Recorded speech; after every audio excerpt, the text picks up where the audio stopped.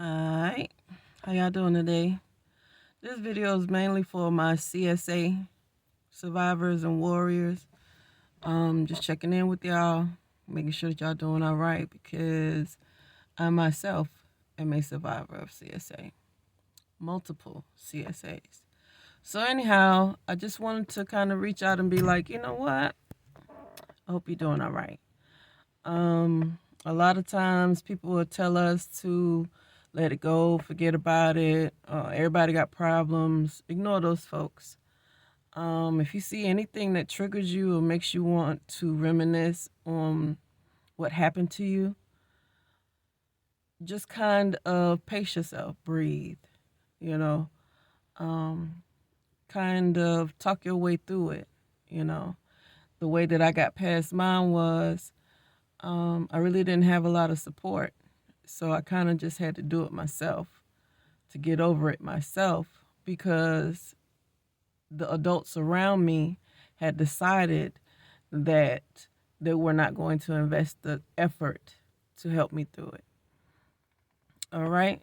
So the one thing that I can say about CSA is you need to talk about it. If you have an adult in your life that was a part of the CSA or did not help you through the CSA, I would just go up to them and just start talking about my CSA. I mean, bold details. Cry if you need to, yell, scream, curse, whatever you need to, but keep talking about it. Keep talking about it because there's going to come a day when you don't even want to talk about it anymore. You understand what I'm saying? And so when you get there, that's when all of the things that you've been missing out on come back to you. There are a lot of symptoms of CSA. Women think that they are sexually free, so they choose who they decide to sleep with. A lot of times that could be CSA symptoms. It is a symptom of CSA, like it is. To say that someone is just free with their body and they have not experienced CSA is like saying that they're a unicorn. Just because you don't remember it doesn't mean that it didn't happen. For the majority of my life, especially up until I had to sit behind four walls, I had this nightmare. I'm in my crib and I see a shadow come in that's just like my dad. And I'm so excited. I'm jumping up and down in the crib. I'm just ecstatic. You understand what I'm saying? And then my dad comes over, he picks me up, and then the nightmare itself is a black screen. And during that black screen, I just thought of different ways to unalive him. And I had that dream for decades. You understand what I'm talking about?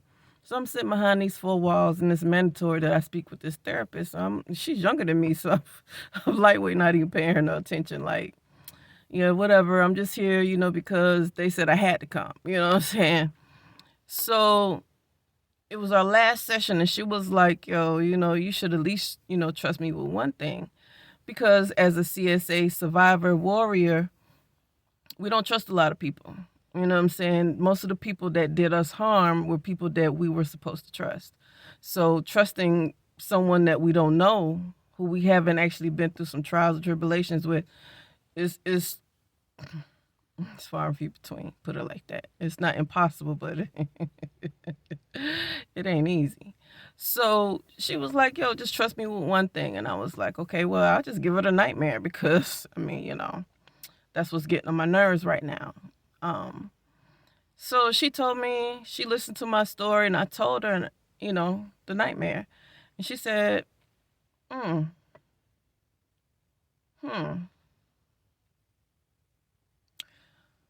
that doesn't sound like a nightmare. It sounds like a memory.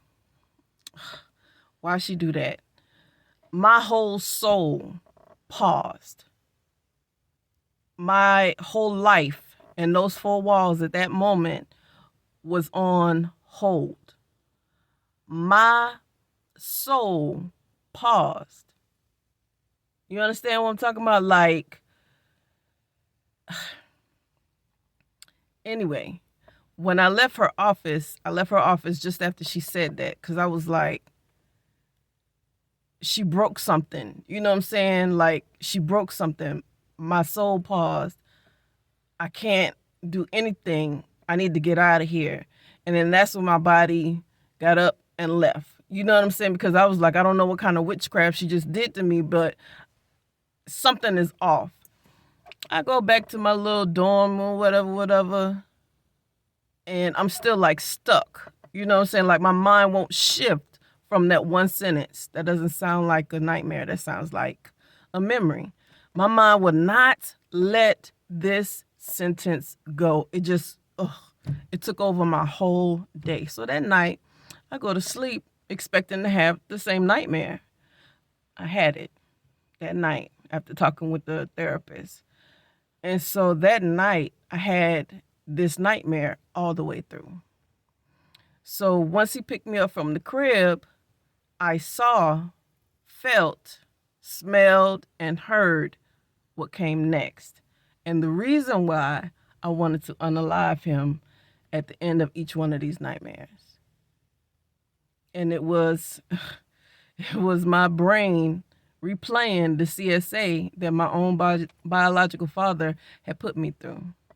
He was involved in World War II. I'm sure he saw a lot. You know what I'm saying? He was going through a lot. A lot of women dealing with military men. They be having their own issues. They want to shut the door to their bedroom, their marital bedroom. That man is going to look for somewhere else. And he found me. So, right. So that night, you know what I'm saying? I have the dream all the way through.